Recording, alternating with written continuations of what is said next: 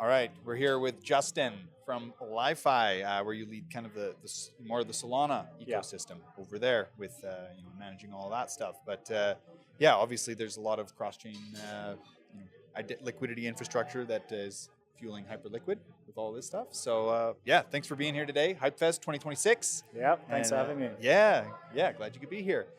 So coming from like the Solana ecosystem, what jumps out about the Hyperliquid ecosystem to you?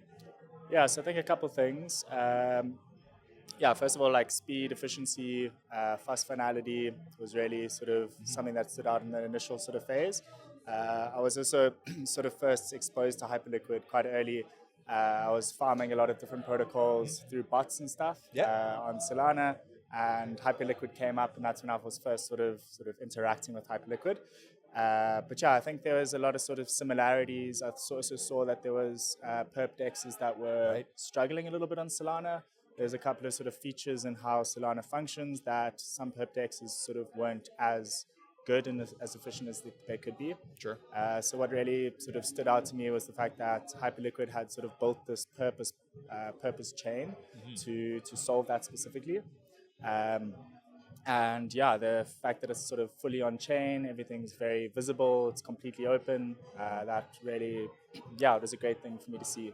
And so that was my first sort of interactions with Hyperliquid, and then sort of spiraled from there. And it's been really cool to sort of see how it's grown and been shaped into what it is today. With all of these new sort of HIP 3, HIP 4 coming out, it's really, really interesting stuff. So I'm excited to see sort of what comes out with these prediction and outcome markets. It should be pretty interesting to see what comes out of that. Yeah, lots of innovation. A lot of people are excited about it. Lots of buzz. It's wonderful to see and wonderful to hear, even as we go through this little bit of a market drought or kind of a little dip in things here. People are still excited to keep building, so it's wonderful to see this.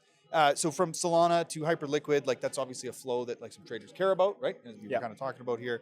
And so what does that kind of path look like today? And for LI.FI, and what's the role that it kind of plays within all of that? Yeah, definitely. So I think there's a lot of people who like sort of like trading and stuff on Solana. So it's obviously a logical step for people to be interested in Hyperliquid. What we've done is obviously we aggregate around 13 different dexes now and 7 bridges. So we've got a really wide range of different liquidity options, different bridges that obviously specialize in different things.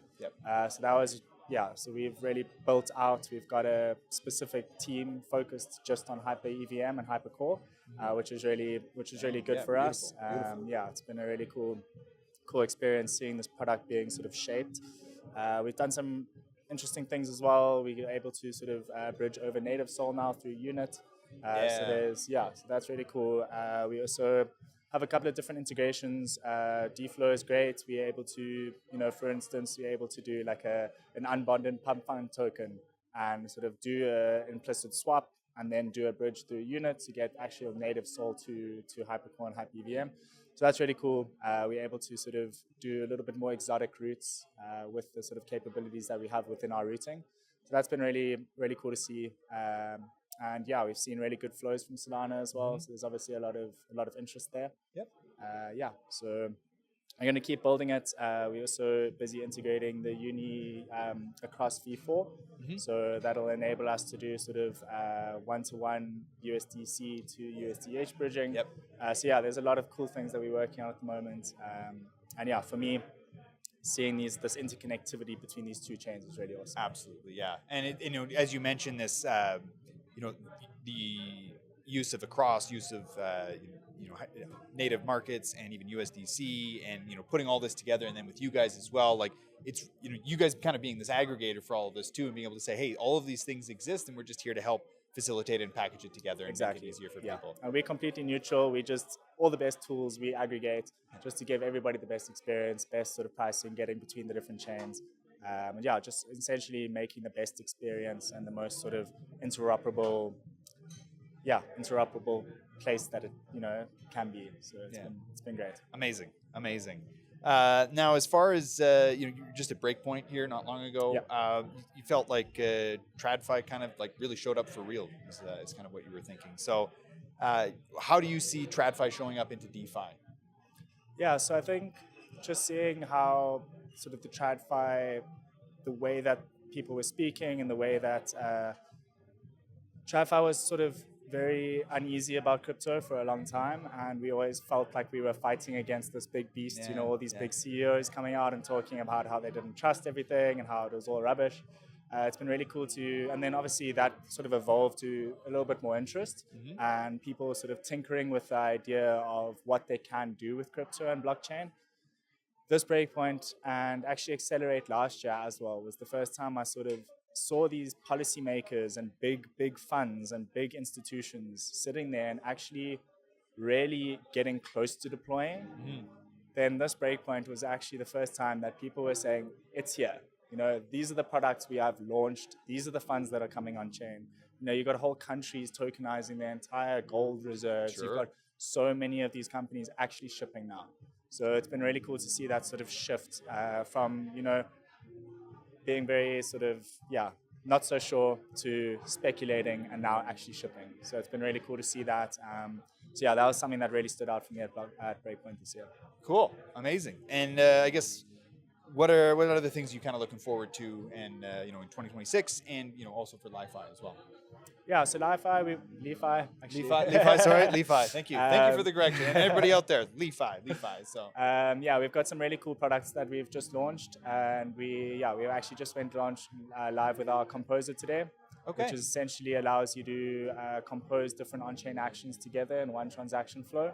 So think about if you're sitting on Arbitrum and you've got USDC and you're wanting to deposit into a Morpho vault on another chain, we can make that now a one-click experience for the user. So you can just click one button, choose whichever amount of tokens you want to deposit, and then we can now bundle together swaps, bridging, and that deposit in one sort of flow. So that's Composer.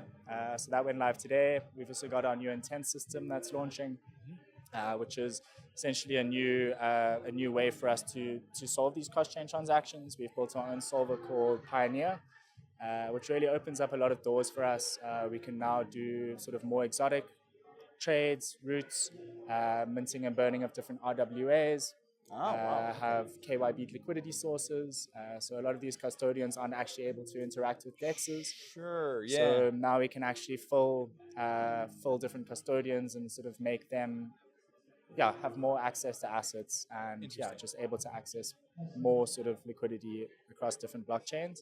Yeah, and I think that's an interesting point that maybe some of us that are, so crypto native aren't thinking about, because we're not thinking about custodians, right? And like, as much as I want to take sovereignty of my funds, I am a big believer in, self-custody and whatnot. There's a lot of, whether it's entities or, corporate, corporations or whatever it is from the institutional side that literally cannot, they're not allowed to handle their own funds and whatnot. And so we want to be able to have the access for them to be able to participate in this. And for you to be able to offer these as well is fantastic. So that's really exciting. That's been, sort of top of my mind for some time. And then, just more sort of focused on Hyperliquid now. We're actually just developing an SDK for builder codes. So we're making an SDK. We've obviously got a huge amount of B2B partners. We've got a lot of interest from people who want perp functionality within their apps, within their wallets, neobanks. So we've actually just built out an SDK, UI, builder codes, and it's essentially going to become an aggregator of different perpetual markets. So that's a really exciting new product that we've launched. We've got Ali, as required, who's heading that up. So excellent. He's pretty maxi on this ecosystem. So it's really cool to see him sort of taking his own product and really running with it now. Beautiful. So I think that's that's a really exciting new product that we've got coming as well. Amazing. Well, awesome. Thank you very much. I'm glad to hear that LI.FI, right? LI.FI is integrating so greatly into Hyperliquid and is excited about it. So thanks very much for coming out and Hyperliquid. Thanks, guys.